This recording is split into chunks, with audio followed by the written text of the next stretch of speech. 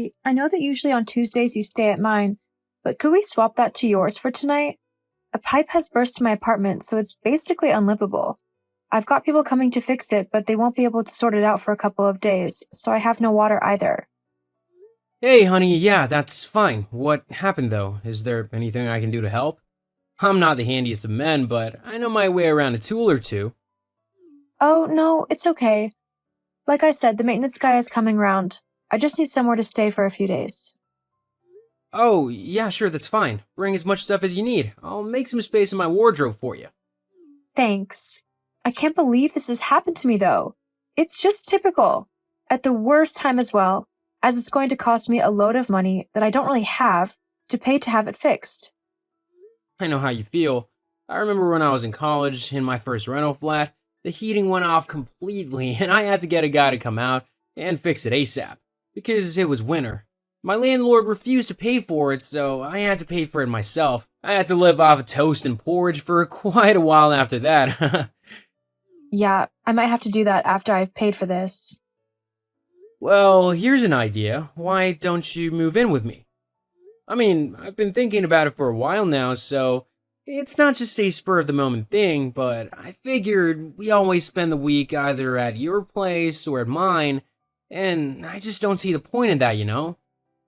If we just got our own place, then we could share the rent costs and all the bills, so it would be much cheaper for both of us, if you want to.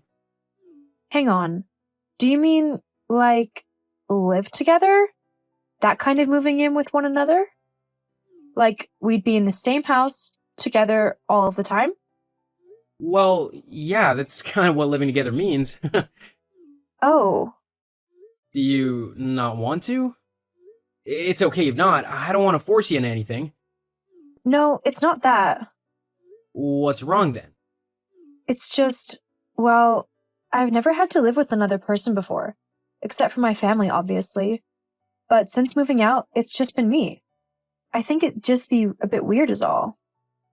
Oh, well, there's no need to worry about that. I mean, it probably will be a little weird for the first few weeks or a couple of months. We've both gotten used to living on our own and adhering to our own rules, so we'll have to learn how to work together and perhaps change a few things so that we don't get annoyed with one another. But I think it would be a good thing if we did it. I mean, we have been dating for 2 years now. A lot of couples have moved in together by this point. I suppose. But what if you do something that I don't like? We could get into a huge argument which could lead us to breaking up. And then, because we've sold our apartments to buy a joint one, either one of us or neither of us will have somewhere to live. It's a big risk.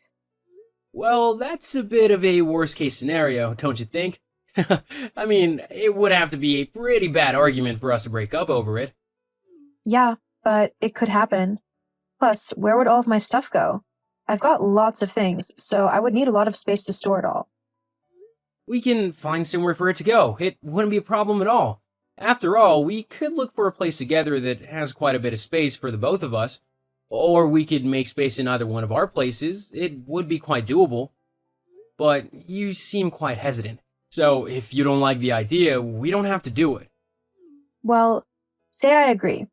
How would we afford this new place then, if we looked for it? We'd have to put our money together, especially if the new place is bigger than what either of us have at the minute, as it'll obviously cost more.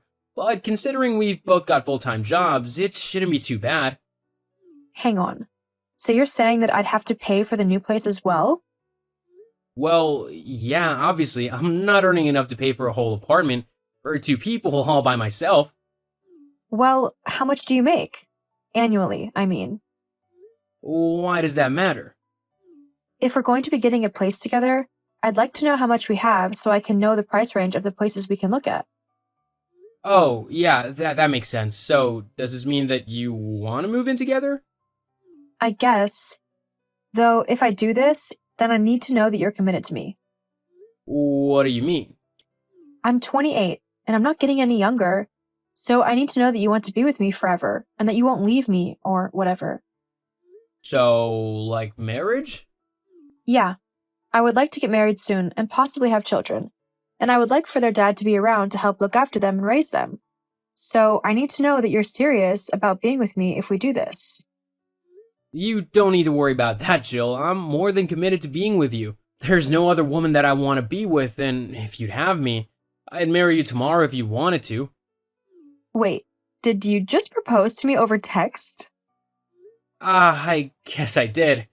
I'm sorry, I didn't mean to do it like that. I would have had it all planned out and romantic and everything, but I guess, as I've asked, if you wanted to give me a little indication as to whether you'd say yes or not, just so I'm not as nervous when the time comes for me to do it properly. Being nervous of the answer is kind of the whole point of proposing, though. But I guess that I could give you a hint or something. But first, I'd need to know how much money you earned on a yearly basis. Bit of an odd ask, but I earn about $40,000 a year after taxes. What about you? 40,000? That's it? What do you mean, that's it? It's quite a lot of money if you think about it. Considering I've only been at this job for a couple years, I've moved up the ranking quicker than anybody else in the company. That doesn't matter. You only earn 40,000? How can you expect me to live off of that? It's like barely 3,000 a month.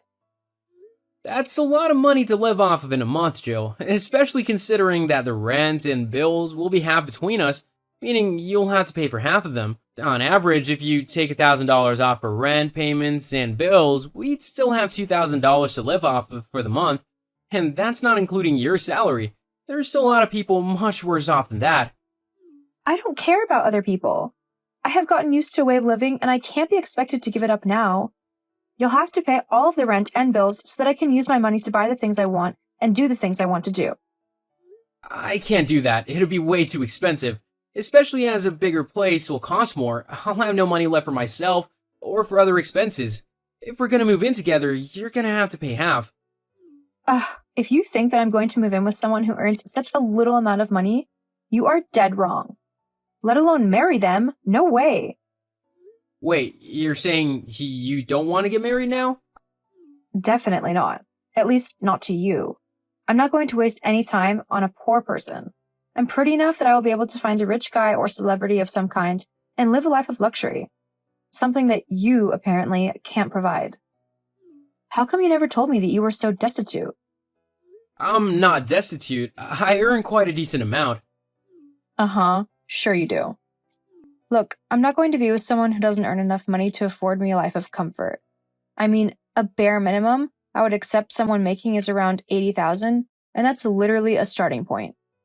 Had I known how much you were earning from the start, well, I don't think this relationship would have gone on for as long as it has. Oh wow, so you're basically telling me that the only reason you were with me was for my money? You don't want to work in life and you thought that I was your paycheck to a comfier and less hard life, huh? So that you don't have to work and you can just go out and spend your time and money however you please. Is that right? So what if it is? It's not a crime to want an easy life, is it? It's only the smart thing to do. Finding someone who already has a lot of money so that I don't have to do all of the hard work to get it. Loads of other people do it. Ah, so you're a gold digger. That explains a lot. I'm not a gold digger. I'm just someone who knows what they like and what they want out of life. I can't help it if that's the expensive things.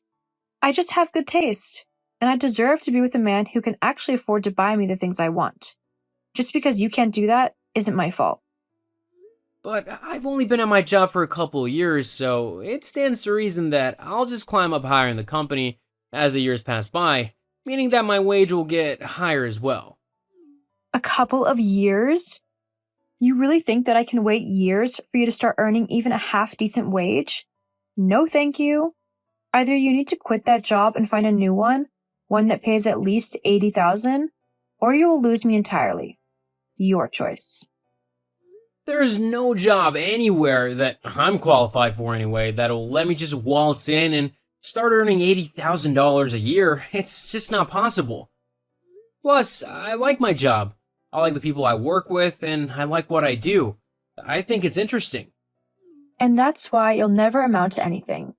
You're too happy to be just a simple worker, not aspiring to earn more or elevate yourself in any way. It's pathetic, and I am not going to stay with someone who is pathetic. So, If your choice is to stay where you are, then I'm going to go and find myself someone who can actually facilitate the kind of life that I want. You know what? Fine then. If our relationship means so little to you, if all you're bothered about is money, then maybe it is best if we split up. I don't think I would want to marry someone so selfish and one-track minded anyway. If that's what you need to tell yourself to help you get over me, then fine. But we both know I'm the best thing that will ever happen to you, and you will never find anyone like me again. Shame what being poor can do. I think I'll be fine. Goodbye, Jill. Bye then. Hello, Chris. How are you? It's been a while. Hello? Who is this? Oh, you don't need to pretend, I know you know who it is. I mean, how could you forget me so quickly? Honestly, I really don't know who this is, so you need to either tell me who it is or I'm just gonna block your number. It's me, Jill. Oh, Jill, I should have guessed with that self-important attitude. What are you messaging me for? It's been 3 years already. Oh, I know. I just agreed to get married, though, and I couldn't help but think about you. Because we almost got married. Well, congratulations, I guess. I hope he makes you happy. Yeah, I mean, Mike is a bit older than me, but it's not too bad.